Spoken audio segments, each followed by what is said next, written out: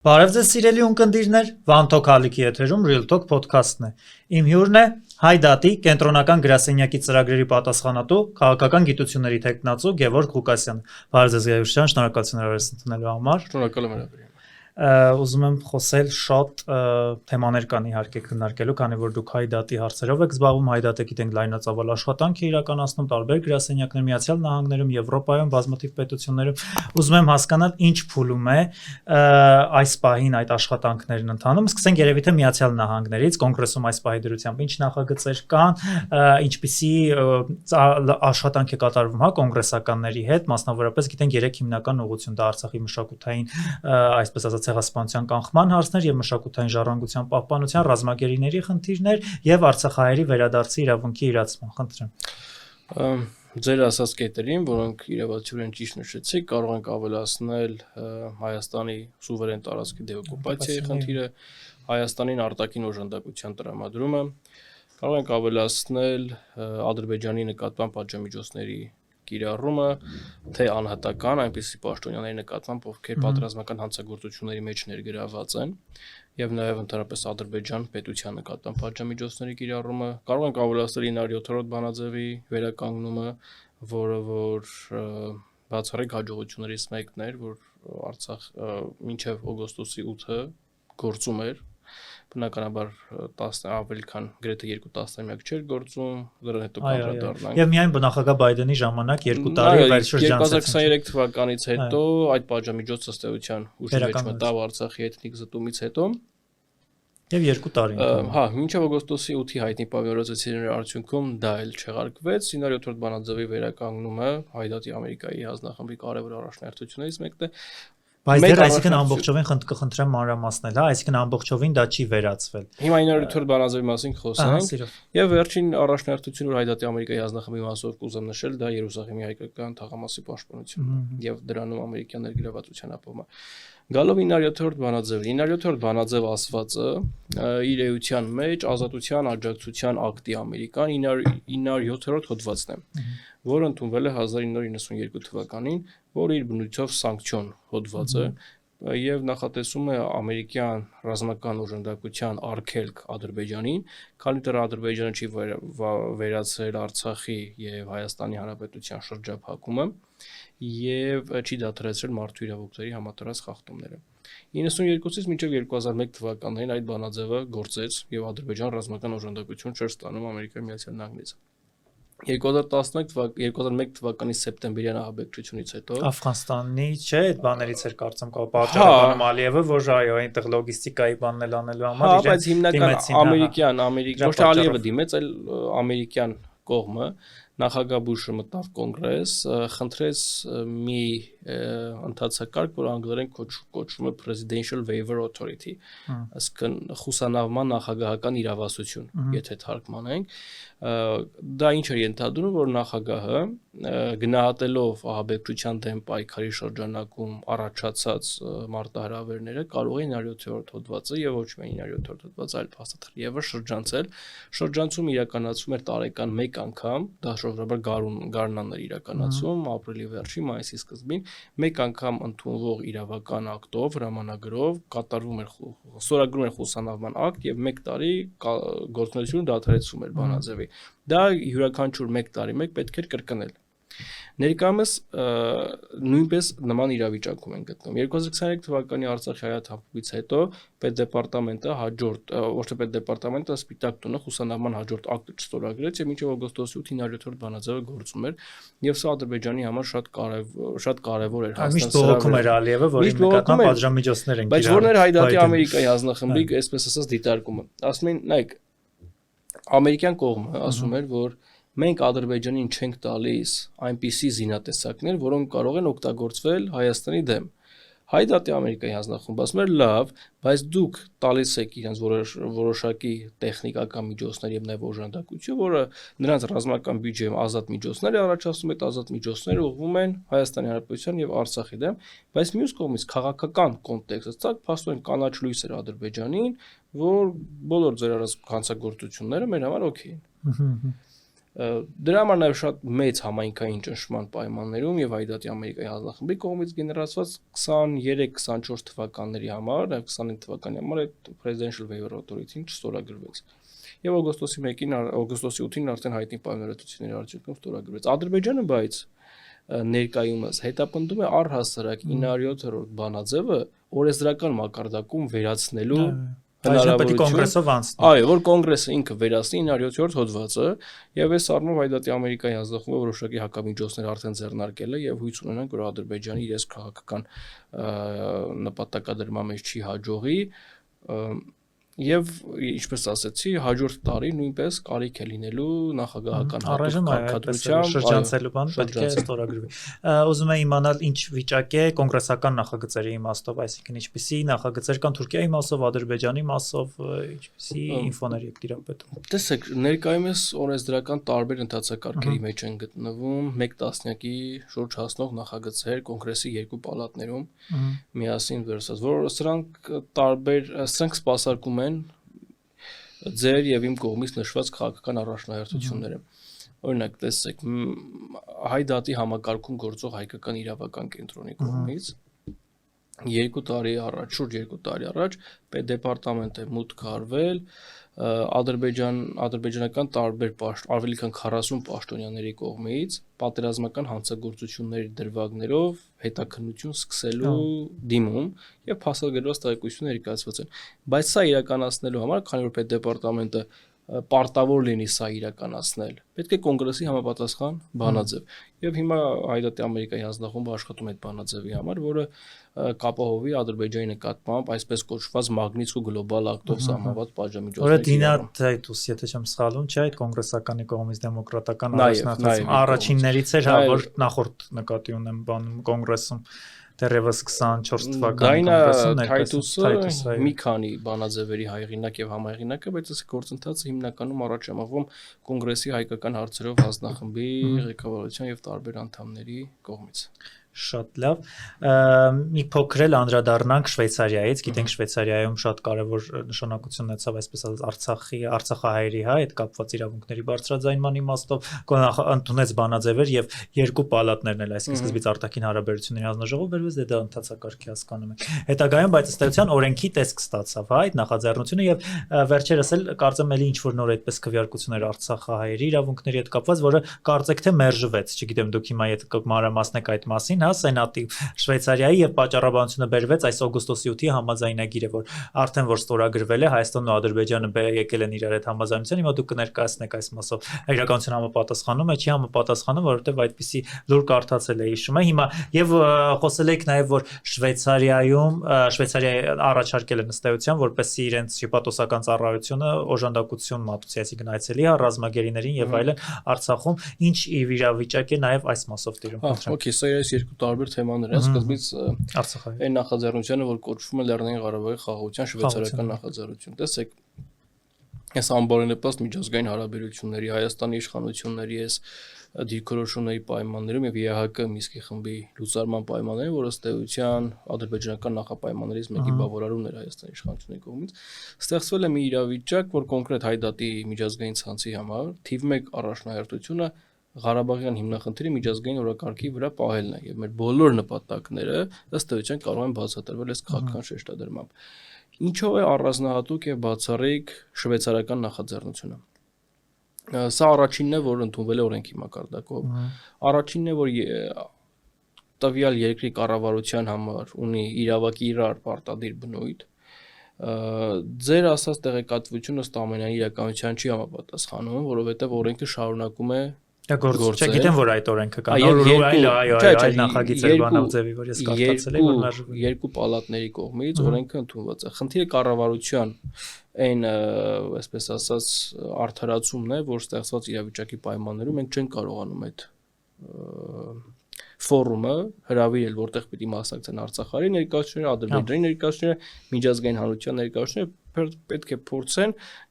գտնել ճանապարհներ ապահովելու համար Արցախության վերադարձի իրավունքի իրացումը։ Սա էր ամբողջ խնդիրը, կառավարությունը ըստ էության արդարացում է գտել, որ այս պայմաններում մենք չենք կարող դա իրականացնել, բայց խնդիրը եւ կառավարության վրա դրված պատասխանատվությունը շարունակում է լինել։ Սրանով է կարևոր շվեյցարական նախաձեռնությունը եւ շատ կարևոր է որ նախաձեռնության անդամները շատ ակտիվ են տարբեր երկրներ են։ Իսկ Միացյալ Նահանգներ գնացին, Միացյալ Նահանգները հիմա եվրոպական այցելություններ հավելյալ կլինեն, բավական ակտիվ աշխատանքներ իրականացում եւ այս պայմաններում մեր ժողովրդի մեծ երախտավորներից մի քանիսը շվեյցարացի բարեկամներ ներգրաված են այդ աշխատանքներում։ Գալով հայ ռազմագերիների խնդրին եւ շվեյցարական պատրաստակամությանը։ Արդեն երևի թե ավելի քան կես տարի առաջ շվեյցարական կողմը պաշտոնապես հայտարարել է, որ իրենք պատրաստ են Բաքվում պահվող հայ ռազմագերիներին եւ գերիներին տրամադրել հյուպատոսական օժանդակություն։ Ինչ է հյուպատոսական օժանդակությունը, ես ներկայացնում։ Համաձայն դիվանագիտական ծառայության եւ հյուպատոսական ծառայության մասին Վիեննայի զույգ կոնվենցիաների, եթե որևէ երկրի քաղաքացի քրեական հետապնդման է ենթարկում մեկ այլ երկրում, որտեղ այդ երկիրը ունի դիվանագիտական ներկայացություն կամ դիվանագիտական հարաբերություններ, տվյալ երկիրը կարող է դիմել երրորդ երկրի համաձայն այդ կոնվենցիաների եւ իր քաղաքացիների համար ապահովել հյուպատոսական կամ դիվանագիտական պաշտպանություն։ Շվեյցարական կողմը հայտարարել է պատասխան հայկական քաղաքացիական հասարակության կազմակերպությունների դիմումի, որ Շվեյցարիան պատրաստ է հայ գերիների համար ապահովել հյուպատոսական պաշտպանություն, բայց դրա համար համաձայն նույն կոնվենցիայի պահանջների պետք է տվյալ պետության դիմումը։ Հայաստանի Հանրապետության կառավարությունը նման դիմումով հանդես չի եկել եւ խնդիրը կայանում է սրանում։ Իսկ այդ նախագիծը, որ ընդունել եւ արդեն օրենքի ուժ ունի ըստ Շվեյցարիայում, հա, խոսքս կոնկրետ արցախահայերի վերադարձի հետ կապված է, բայց կարծեք թե կառավարության արտգործնախարարն էր խոսում, հա, կարծեք թե այդքան էլ իրենց սրտով չէր գոնե թե մոտ այ իմ տպավորությունը այդպեսին էր, այսինքն միևնույն է օրենքի ուժ ունի եւ իրենք ստիպված են, հա, ճարահատյալ են այդ ծրագիրը իրականացնել։ Իրենք ստիպված են փորձել գտնել ճանապարհը դա իրականացնելու, բնականաբար բարդ աշխատանք է, կառավարության առանձին պաշտոններ այո կարող են զուտ Ասում խաղաղությանը վնասում է, Հայաստանում էլ են ասում, եկեք այլ ընդունենք։ Հա, բայց նրանք մեր շվեյցարացի գործընկերների գնահատականները այս գնահատականների մասին խոսելուց նա պիտի անդրադարձ կատարենք Հայաստանի իշխանության դիրքորոշումին եւ Հայաստանի իշխանության դիրքորոշումի խիստ խնդրահարույց են այսօր եւ գրեթե հսկայական գրեթե անհաղթահարելի հաջող խնդիրներ են ստեղծում հայկական շահերի պաշտպանության տեսանկյունից, բայց հայդատի ցանցը մեր այնպիսի գործընկերներ, ինչպիսիք են մեր ժողովրդի այնպիսի գործընկերներ, ինչպիսիք են շվեյցարական այդ նախաձեռնության հեղինակներն ու համահեղինակները շարունակում են իրենց աշխատանքը եւ պետք չի կառավարության, այսպես ասած, այդ արդարացմամբ մտածել, որ շվեյցարական նախաձեռնությունը ձախողվել է, ոչ, ավելի նոր թափ է առնում եւ շվեյցարական ներքաղաքական հարաբերություններում էլ ակնհայտ է, որ կոնսոլիդացիան այս հարցի շուրջ գնալով ավելի ամրանում, որտեղ վերադարձի իրավունքը առհասարակ միջազգային իրավունքում բավական ամրություն ունի իրավաքաղաքական տեսանկյունից։ Որոշ նախադեպեր էլ կան եւ որևէ մեկը չի կարող շղթել վերադարձի իրավունքի չգոյությունը Արցախահայության պարագայում, երբ որ ակնհայտորեն տեղի ունեցել էթնիկ զտում։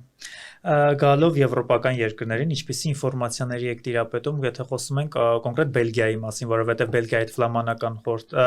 վարչապետը գիտենք, հա, որ ընտրվեց կարծեմ այդ ուժից էր, չէ, ներկայացուցիչը, որը առաջին անգամ ընտրվեց եւ իրենց կառավարության ծրագրում Բելգիայի վարչապետը ֆլամանական։ Այո։ Եվ ինքը կառավարության ծրագրի մեջ նշվում է Արցախահայերի վերադարձի իրավունքի եւ այդ իրավունքի իրացման մասով Բելգիայի կառավարության ըստ էության առաջնահերթությունը է այդտեղ նաեւ համարվում, բայց իհարկե Բելգիայի ներկայացուցիչների պալատն էլ, եթե չեմ սխալվում, վերջերս ընդունեց բանաձև, որտեղ խոսվում է այդ իրավունքի մասին եւ նաեւ ընդհանուր Արցախի մշակութային ժառանգության մասին էր խոսում նույն ռազմագերիների, օկուպացված տարածքների, հա, Հայաստանի այս մասով ինչ կասեք Բելգիայից կոնկրետ եւ նույն ասած եվրոպական երկրներից ինչ process-ներ են այնտեղ խմորվում եւ ինչ ինֆորմացիա Մեզ հետ ավանդական ջերմ տրամադրված եվրոպական երկրներին այս փուլում, մեր ժողովրդի համար այս դժվարին փուլում կարող ենք ավելացնել եւս երկու երկրների, Բելգիան եւ Հոլանդիան։ Նիդերլանդները։ Այո, եւ Նիդերլանդների նախկին կառավարության ծրագրում նույնպես դրույթ կար Հայաստանի մասին, Արցախի մասին։ Ինչով է բացառիկ Բելգիան այս պայմաններում, այս ժամանակահատվածում, որովհետեւ Բելգիան միակ եվրոպական երկիրն է այս պարագայում, որ իր կառավարության ծրագրում հստակ դրույթ ունի Արցախահայության վերադարձի իրավունքի իրացման մասին եւ Ադրբեջանի համապատասխան քայլերի կոչ եւ նաեւ բելգիական կառավարության պատրաստակամություն այդ ուղղությամբ աշխատանքներ ձեռնարկելու համար։ Սա նաեւ պայմանավորված է բելգիական քաղաքական շրջանակների հետ եւ ֆլամանական եւ վալոնական եւ բրյուսելյան եւ նույնիսկ գերմանախոս շրջանակների հետ այն տարիների հսկայածավալ աշխատանքով, որ Հայդատի Եվրոպայի գրասենյակը իրականացրել է։ Իբր պատահական չէ, որ ամիսներ առաջ կարծեմ ամիսը ճիշտ չեմ հիշում, բայց գարնաններ Բելգիայի խորհրդարանի արտաքին հարաբերությունների հանձնաժողովում տեղի ունեցավ քննարկում, այս ձեր հիշատակած բանաձևի ընդունումից առաջ, եւ այդ քննարկման հրավիրված էին մասնակցելու Հայաստանի Հանրապետության դեսպանը, Ադրբեջանի դեսպանը եւ Հայդատի Եվրոպայի գրասենյակի ղեկավարը։ Եվ այդ ժամանակ էլի Ադրբեջանի դեսպանը չկարողացավ, որ շատ տխրահռչակ պատմություններով է հայտնի, չկարողացավ զսպել իրեն եւ հակակարողջության, լուտանքների, սպառնալիքների հերթական ալիքը տեղած Հայդատի Եվրոպայի գրասենյակի եւ նրա նախագահի հասցեին։ Բայց այդ հանրային քննարկում, ոչ թե հանրային, այդ լսման արդյունք եղավ, որ այդ բանաձևը ընդունվեց ձայների գրեթե միաձայնի, թեթև տարբերություններ կարող է լինել։ Եվ բնականաբար խորհրդանի դիրքորոշումը պետք է պրոյեկտվեր նաև բելգիական կառավարության վրա եւ էլի Բելգիայի կառավարության խորհրդանի դիրքորոշումը։ Հիմա ինչ փուլում է դա եմ ուզում հասկանալ։ Դա որևէ փուլ չի ենթադրում, դա երկրի քաղաքականությունն է, քաղաքական դիրքորոշումն է Արցախահայության վերադարձի իրավունքի հետ կապված է։ Հատնում այնտեղ քննարկումներ, այդ նմանատիպ ինչ որ կոնֆերանսներ, առաջիկայում կլինեն Շվեյցարիայի մասով չեմ ասում, Բելգիայում չի բացառում, որ առաջիկայում որոշակի գործողություններ նորից կլինեն։ Շատ բարի։ Խոսենք երևի թե հայ-ռուսական հարաբերություններից, մասնավորապես Արցախի էթնիկ զտումների կոնտեքստում դուք ինչպես եք դիտարկում առասարակ, ինչպիսին է Ռուսաստանի դերակատարությունը, պատասխանատվությունը այդտեղ, կար արդյոք շատ եք խոսել իհարկե դուք էլ այդ մասին, բայց այնուամենայնիվ այս պահին եւ կոնկրետ Հայդատի մասին կարող ենք խոսել վերաբերմունքը Ռուսաստանի մասով եւ մեր հետեւությունները, որ մենք որպես քաղաքացիներ եւ որպես պետություն Հայաստանը որ պետք է անի, խնդրեմ։ Ասեք, ընդհանրապես վերջին տարիների Հայաստանի արտաքին հարաբերության շրջանակում կատարվածից ենթադրությունը պիտի լինի այն, որ չի կարելի հույս դնել որևէ արտաքին գործընկերոջ վրա, որովհետև արտաքին գործընկերները իրենք կարող են խնդիրներ ունենալ։ Իրենք կարող են արտաքին հարաբերությունների որոշակի պայմաններում, իրենց երկրների արտաքին հարաբերությունների որոշակի պայմաններում չկարողանալ ապահովել այն իրավիճակը, որը ակնկալվում էր։ Այստեղ իհարկե նաև պետք է տեսնել Հայաստանի իշխանությունների մեղավորությունը ստեղծված իրավիճակը չկառավարելու համար։ Եվ հայ-ռուսական հարաբերությունների այս խնդիրները, որ կան, այո, մի կողմից պայմանավորված է Ռուսաստանի արտաքին հարաբերությունների շրջանակի էական փոփոխությամբ, մյուս կողմից պայմանավորված են այդ փոփոխությունները կառավարելու Հայաստանի իշխանությունների անգործությամբ կամ հաճախ հակառակ գործողություններով եւ այո, այս համախումբը բերել է մի իրավիճակի, որ հայ-ռուսական հարաբերությունները իրենց լավագույն փուլը չեն ապրում հիմա։ Շատ բարի, Եվրոպայում ինչպես է իրավիճակը, արդյոք եվրոպացիները պատրաստ են երկխոսել Հայաստանում, նաև գործող այսպես ասած ընդդիմադիր ուժերի հետ, տեսնում են նրանք, խոսում են որովհետև ընդդիմադիրները, բռնաճնշումների մասին, քաղբանտարկյալների արկայության մամուլի նկատմամբ ճնշումների եւ այլն, ինչպիսին են այնտեղ Եվրոպայում տրամադրությունները, քանի որ դուք նաև փորձ ունեք եվրոպական խորհրդարանում աշխատել եք, մի քանի ամիս եւ տիրապետում եք իրավիճակի ներսից, կխնդրեմ մանրամասնել։ Ես կարող եմ քաղաքական կոռեկտությունը պահելով մեր կուսակցության հարաբերությունների մասին։ Վերջերս սոցիալիստների հետ էլ կարծեմ թե հանդիպում եղավ, չէ՞, ձեր 10 սոցիալիստների հետ հանդիպում, որովհետև Դաշնակցությունը Հարավային Կովկասի միակ կուսակցությունն է, որ անդամակցում է Եվրոպայի սոցիալիստների կուսակցությանը։ Եվրոպայի սոցիալիստների կուսակցությունը եվրոպական աշխարհամասում աշխատավորական, սոցիալիստական եւ սոցիալ-դեմոկրատական կուսակցություններ ամփոփող խոշորագույն քաղաքական կազմակերպությունն է։ Մենք այնտեղ ունենք դիտորդ անդամի կարգավիճակ։ Ինչու դիտորդ, որովհետև կարգավիճակներ այնտեղ 3 կարգավիճակ կա՝ ամբողջական անդամ, full member, associated member, ասոցիացված անդամ եւ observer member, դիտորդ անդամ։ Ինչու ենք մենք դիտորդ, որովհետև կարգավիճակը կուսակցության որոշվում է տվյալ երկրի Եվրոպական միության հետ ունեցած հարաբերություններով։ Եթե տվյալ երկրի Եվրոպական միության անդամ երկիր ապա կարող լինել full member, եթե ասոցացված հարաբերություններ ունեն։ Ինչպես օրինակ Թուրքիան, այ ասես։ Թուրքիան, Վրաստանը, Մոլդովան, Ուկրաինան, արևելյան գործընկերության երկրներ, որոնք ունեն ասոցացման համաձայնագրի կամ տեխնացու են, կարող են լինել ասոցացված անդամի կարգավիճակ, դիտորդ անդամի կարգավիճակ ունեն այն երկրներ, որոնք Եվրոպական միության հետ ունեն տարբեր մակարդակի գործընկերության կամ համագործակցության։ Նույն արևելյան գործընկերության չէ ձևաչափը որ կա։ Հա, բայց ընդհանուր տարածքից, հարավային Կովկասից միայն մենք ենք անդամակցում եւ անդամակցում 2015 թվականից։ Այս կարգավիճակները շատ բան չեն փոխում, միայն քվեարկության հետ կապված, բայց արտաքին հարաբերությունների շրջանակում լայն հնարավորություններ են տալիս։ Եվ հայ հեղափոխական դաշնակցության պատվիրակությունը, որ հոկտեմբերի 16-ից 18 Ամստերդամում մասնակցում էր այդ կոնգրեսի աշխատանքներին, կարողացավ ապահովել կոնգրեսի տեքստում մեզ համար նպատակահարմար բանաձևի ընդունում, որը շեշտում էր Արցախահայության վերադարձի իրավունքը, հայկական մշակութային ժառանգության պաշտպանությունը Արցախում, հայ ռազմագերիների անհապաղ եւ ամբողջական բոլորի ազատ արձակումը, ինչպես նաև որ շատ հետաքրքիր է Հայաստանի Հանրապետությունում ժողովրդավարական գործընթացների մշտական մոնիթորինգի անհրաժեշտությունը։ Այս շրջանակում մենք մեր պատվիրակությունը հանդիպում ունեցավ գրեթե 20 երկրի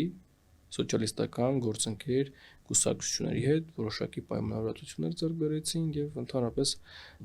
քաղաքական կոնսուլտացիաների մասով այս աշխատանքները շարունակվում են, բայց նաեւ նշեմ, որ Հեղափոխական դաշնակցությունը 1907 թվականից անդամակցում է սոցիալիստական ինտերնացիոնալին, որը աշխարհի արդեն խոշորագույն քաղաքական կազմակերպություն առհասարակ ամենամեծն է եւ մենք այնտեղ տևական ժամանակ ունենք փոխնախագահի պարտականություն, մեր ընկերը Արգենտինայից Մարիոն Ալբանջյանը սոցիալիստական ինտերնացիոնալի փոխնախագահներից մեկն է եւ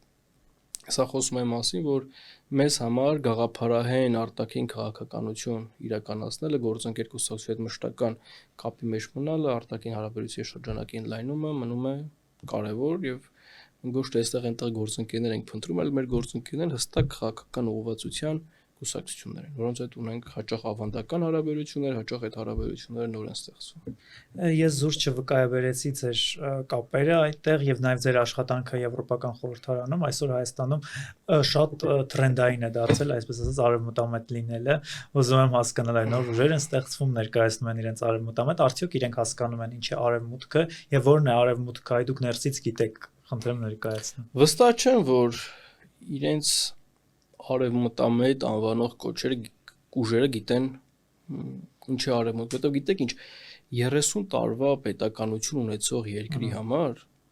եւ երկրի համար որ հսկայական պատմություն ունի, արտաքին հարաբերությունների մեծ փորձ ունի, այս ռուսամետ, արևմտամետ դիսկուրսը մի քիչ անլուրջ է էլի։ Պետք է դրա մեջից իմ կարծիքով դուրս գա, եւ եթե մի ուժ ինքն իրեն նույնականացնում է, որ մենք արևմտամետ ենք, այդտեղ լուրջ քաղաքական դիսկուրս չի կարող լինել, որովհետեւ արտաքին հարաբերությունները, միջազգային հարաբերությունները շատ ավելի լուրջ բան են, որ տեղավորվեն ռուսամետ արևմտամետի համատեքստում։ Եթե գուցե արժեքների իմաստով են ասում, որ դավանում են արևմտյան արժեքներին, քրիստոնեական արժեքներին, դրա մեջ որևէ խնդիր կա։ Չէ, արևմտյան արժեքները միտված դեպի արևմտյան արժեքներ, ես այդպես եմ հասկանում օրինակ։ Տեսեք, մենք վերլուծենք Հայաստանի Հանրապետության փորձը։ Բոլորի համար ակնհայտ է, որովհետև հիմա շատ խառն է, այս վերջի տարիներին չանդրադառնանք, որովհետև բանական վերլուծության չի ենթարկվում, բայց ավանդական հայաստանության դիրքորոշումը ինչ է եղել, որ մենք փորձի փոխանակման, պետական համակարգի զարգացման, հասարակական կյանքի վերափոխման, ժողովրդավարական գործընթացների զարգացման, ընտրական գործընթացների զարգացման, կրթության, գիտության եւ այլ տեսանկյունից, այո, մոտարկվում ենք արևմուտքին։ Եվ ում համար է սա գաղտնիք, որ այո, արևմտյան փորձը այս ասպարեզում շատ զարգացած է, բայց նաև միջազգային հարաբերություններում հաշվի չառնել աշխարհագրություն ինքնի միամտություն է։ Եվ ակնհայտ է, որ Հայաստանի տնտեսության կենսունակությունը պահպանելու համար Հայաստանը պետք է նորմալ հարաբերություններ Ռուսաստանի հետ։ Տևական ժամանակահատված Ռուսաստանը անվտանգության ոլորտում առանցքային գործընկեր էր կամ առաջիկան կարող լինել։ Այսինքն այս եթե օրինակ դա սպառվի կամ օրինակ այդ տնտեսությունը մենք հասկանում ենք, չէ՞, նույն Ադամանդի բանը, որ ասում են եւ այլն ոնց է դարձել միլիարդներ, դա պայմանավորված է պատերազմում։ Վաղը պատերազմ չի լինում, կներեկում ենք, ինչպես է մեր տնտեսությունը դիվերսիֆիկացիան, չպետք է դիվերսիֆիկացիա։ Տեսեք, եթե Հայաստանի իշխանությունները չեն աշխատում Հայաստանի Հանրապետության արտադրանքի որակի բարձրացման, ստանդարտացման մակարդակի բարձրացման, Եվրոպական միության ստանդարտների մոտարկման պայմաններում, եւ այս պայմաններում խոսում են Եվրոպական միություն գնալու մասին, երբ որ արտադրանքը չի կարող եվրոպական սահմանի մոտ անգամ գնալ, այստեղ ուրեմն մի բան այն չի։ Սա ավելի շատ քարոզչություն է, քան թե բովանդակություն։ Մյուս կողմից, երբ խոսում են Եվրոպական միության անդամակցության մասին են, չէ՞ խոսում։ Դուք չեք գտնի Եվրոպական միության 27 անդամ երկրներից որևէ մեկին, որ Եվրոպական միության անդամ է դարձել այն ձևով, որով Հայաստանի իշխանություններն են փորձում Հայաստանը անդամ Այդ հայտը, հա, այսպես ասած, օրենքը ընդունելով թեմատիկ։ Այսպեսի մի փաստաթուղթ կա, որ կոչվում է EU Combined Treaty։ Հայերեն չգիտեմ դրա թարգմանիչ, գուցե Եվրոպական միության միացյալ դաշնագիր, եթե փորձենք թարգմանել։ Այդ միացյալ դաշնագրի 49-րդ հոդվածը ասում է, թե եթե որևէ պետություն ուզում է անդամակցել Եվրոպական միությանը, ոնց պիտի անդամակցի։ Կան 3 կատեգորիաներ եւ կա այդ ընթացակարգի որոշակի ներկայացում։ Համաձայն այդ ընթացակարգի ցանկացող պետության կառավարությունը պետք է դիմում գրի Եվրոպական միության խորհրդին, հանձնաժողովին գործընթացը սկսելու համար։ Ոչ մեկ չի ասում պետք է օրենք ընդունել։ Ես նույնիսկ դպրոցական տարիներից գիտեմ, թե ինչ է օրենքը։ Եվ եթե չեմ սխալվում, օրենքը վարքագծի համապարտադիր նորմ սահմանող, վարքագծի համապարտադիր դրույթ սահմանող նորմա։ Հիմա ես եթե վերցնենք, որ օրինակ ես դեմ եմ Հայաստանի Եվրոպական միության անդամակցության, այս օրենքին վարքի վրա ո՞նց է ազդում։ Որևէ պետություն նման ձև չի դարձել Եվրոպական միության անդամ։ Իհարկե Հայաստանը մոտարկել եվրոպական չափորոշիչներ, Եվրոպական միության ստանդարտներին, բնականաբար միայն պիտի կյանքի որակը Հայաստանի Հանրապետությունում բարձրացնի, բայց դա չպիտի լինի այն ճանապարհով, որ Հայաստանը դրվի այլ վտանգների տակ, Հայաստանը դրվի աշխարհակական վտանգների կամ չոր բախումների թատրաբեմ դառնալու։ Դուք հիմա վտանգներ տեսնում եք, այսինքն այս process-ը, որը որ սկսվեց հայտի։ Դեռ իհարկե հայտ ուղարկելուց որևէ մեկը չի խոսում, Արարատ Միրզոյանն ասաց կարող է հաջորդ տարվա ընթացքում ուղարկվի, կարող է մեկ ամսվա այդպես։ Դա էլ է գիտե այդ պոպուլիզմի դաշտից։ Ես կարող եմ իմ փորձով ասել, որ Եվրոպական միությունում այս օրենքի ընդունման լուրջ չեն վերաբերվում, որովհետեւ մեզ այս լավ գիտեն ընթացակարգերն ինչ են։ Եվ մի բան էլ ասեմ, ես վստահ չեմ, որ այս պայմաններում Եվրոպական միությունը ցանկանում է ընդլայնվել։ Այսինքն ընդլայնման եվրոպական դիսկուրսը խիստ խնդրահարույց է, այնտեղ միանշանակություն այսօր չկա, որովհետև Եվրոպական միությունը այսօր կանգնած է սահմանների կառավարման որոշակի խնդիրների առաջ, միգրացիոն հոսքերի կառավարելու խնդիրների առաջ, ընդլայնումը պիտի բերի կենտրոնից դոտացիաների տրամադրման մեծացման եւ այս փուլում չգիտեմ իրենց տրամադրվածություն չէ, այլ հարց է, որ Հայաստանի Հանրապետության Եվրոպական միության հետ հարաբերությունների զարգացման լավագույն հիմքը 2017 թվականին ստորագրված ՍԵՊԱ-ն է, անունը հայերենով բան համապարփակ եւ խորը ընդլայնված գործընկերության համապարփակ եւ ընդլայնված համագործակցության մասին համաձայնագիր է եւ ՍԵՊԱ-ն լայն հիմքեր է ստեղծում համագործակցության մոտարկման համար եւ ձեզ ասեմ, որ ՍԵՊԱ-ի կիրարկման մակարդակը այսօր այնքան էլ բարձր չի։ Վիզաների ազատականացման գործընթացի մեկնարկը Հայաստան եւ հարաբերությունների զարգացման որակական իրավիճակ կարող է փոխել, բայց ես նաև վստահ չեմ, որ զարգացման գործընթացը հիմա ավելի առաջ է գնացել, քան 2017 թվականի վերջին եւ 18 թվականի սկզբին։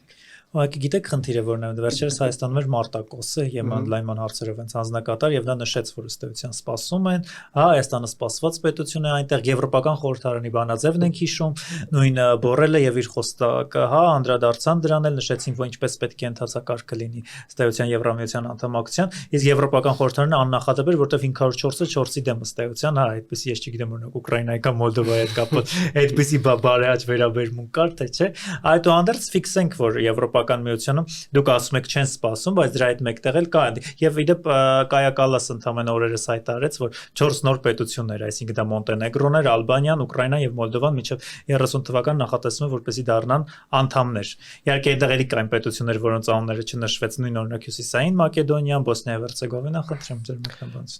Այստեղ նայեք նույն մեր հարցերով Եվրոպական խորհրդարանի եւ գործադերի դիրքորոշումները հաճախ շատ տարբեր են լինում։ Եվրոպական միությունում Հայաստանը հայկական հարցերի պաշտպանության տեսանկյունից նույնիսկ Հայդատի Եվրոպայի հանձնախումբի աշխատանքն լուրջ խնդիրներ չունի։ Ադրբեջանական լոբին ամբողջությամբ ջախջախված է Եվրոպական խորհրդարանում։ Դե պետ պատճառաբանությամբ չկա Վալիևը Հայաստան, չէ, այդպես վերեց, որ պատվիրակներ ադրբեջանական, այ։ Եվրոպական խորհրդարանը այսօր Ղարաբաղյան հիմնախնդրով թերևս ամենաօբյեկտիվ միջազգային կազմակերպությունն է, ավելի օբյեկտիվ դժվար է գտնել։ Բոլոր խնդիրները, վերադարձի իրավունք, նույնիսկ ինքնորոշման իրավունք, ռազմագերիների ազատ արձակում, Ադրբեջանում պետական մակարդակով հովանավորվող արմենոֆոբիա, ամեն ինչը հստակ է, մենք եվրոպական միության հետ խնդիր չունենք։ Վերջին բանաձևերից մեկով, կարծեմ գերիների ազատ արձակման մասին առանձին բանաձև որ ընդունվեց մարտին։ Նույնիսկ Եվրոպական խորհրդարանը Եվրոպական միության գործադիր իշխանության դեմս հանձնաժողովի կոչ էր արել դադարեցնել Ադրբեջան էներգետիկ փոխըմբռնման հուշագրի գործունեությունը, բայց բնականաբար գործադիր իշխանությունը չգնաց դրան։ Այստեղ դիրքորոշումների տարբերություն կա։ Եվրոպական խորհրդարանի դիրքորոշումները անդամակցության հարցով իսկապես կարևոր են, նաև համագործակցության մակարդակի բարձրացման տեսանկյունից կարևոր։ Տեսեք, հիմա պատրաստ են դիտարկել հայտը, այսինքն ըստ այլ օրինակ եմ ուզում բերել Ադրբեջանի ՍԵՊԱ-ն, որ չի ստորագրվում, որտեղ 19-ին պիտի ստորագրվեր, չէ՞, սկզբից նախաստորագրվեր 19-ին, բայց Եվրոպական խորհրդարանը 2018 թվականին նաև Հայդատ Եվրոպայի գրասենյակի աշխատանքների արդյունքում արգելք է դրել։ Կան դեպքեր, որ Եվրոպական խորհրդարանը ունի բացառիկ իրավասություններ։ Օրինակ, եթե Եվրոպական միության այս հարցում, ՍԵՊԱ-ի ստորագրման հարցում Եվրոպական խորհրդարանը ունի բացառիկ լիազորություն, այսինքն ինչքան էլ գործադիր իշխանությունը բանակցի, միևնույնն է, նույնիսկ նախաստորագրման համար պետք է հավանություն Եվրոպական խորհրդարանը, ինչ Ադրբեջան չի կարող ստանալ։ Բայց պետք է հասկանանք, որ անդամակցության հարցը առավելապես գործադիրի տիրույթում է։ Եվրոպական խորհրդարանը Հայաստանի հետ խնդիր չունի, կողող չունի, բայց նախ Հայաստանի կողմից չկա նման դիմում եւ հաճախ հիշում եմ, որ այս գործընթացը ծաղր է։ Այսինքն, եթե ընդհանրակարգը կա Հայաստանի իշխանությունը չի դիմում, ասում օրենք եմ ընդունել, այդ օրենքը ոնց պիտի դրդի իմ վարքագիծը։ Այսինքն դուք ունեք դրա բացատրություն ըստ էության, որ սա ուղղակի ծաղրի գործընթաց է Եվրոպական միության նկատմամբ, ինչ որ արվում է։ Ոչ թե Եվրոպական միության նկատմամբ ծաղրել, ընդհանրապես քաղաքական ծաղր է։ Որովհետև ելի եմ ասում, Եվրոպական միության հետ հարաբերությունների զարգացումը պետք է մնայուն ընթացք ունենա, բայց ասենք եթե դու ասում ես ես գնում եմ Եվրոպական միության անդամակցման, բայց դրա ճանապարհը գիտես եւ այլ գործողություն ես ձեռնարկում, դա ինչպես պիտի մեկնաբանվի։ Ելի եմ ասում են պայմաններում, երբ որ ՍԵՊԱ-ի կատարողական մակարդակը այդքան էլ լավ չի եւ հսկայական աշխատանքի հնարավորություն կա Հայաստանի Եվրոպական միության հարաբերությունների բովանդակային մակարդակի վրա զարգացնելու տեսանկյունից։ Շատ բարի եւ ուզում եմ փոքր խոսենք 2026 թվականի ընտրությունների մասին, արդյոք Հայ-Աղաբաղական դաշնակցությունը նախատեսում է մասնակցել ընտրություններին, ինչ ձևաչափով են տեղի ունենում, ընդհանուր քննարկումները, ինչ ուժերի հետ է պատրաստվում համագործակցել կամ նախատեսում, խնդրեմ։ Դրա մասին խոսելը բավական շուտ է, բավական շուտ է, մանավանդ որ չգիտենք թե մեկ շաբաթ հետո այս իշխանությունները մեր գլխին ինչ նոր ժողովրդական լեզվով ասած օին պիտի բերեն։ Դրա համար իհարկե քննարկումներ կան եւ քննարկումների արդյունքը ոչ միայն մեր, այլ նաեւ այլ ընդդիմադիր ուժերի կողմից պետք է հետապնդի մեկ նպատակ, որ Հայաստանի Հանրապետությունը հնարավորինս անցնցում կերպով ազատել այս իշխանությունների պատժից։ Շատ լավ, շնորհակալություն։ Ձեզ շնորհակալություն։ Իմ հյուրն էր քաղաքական գիտությունների թեկնածու Գևորգ Ղուկասյանը։ Կհանդիպենք։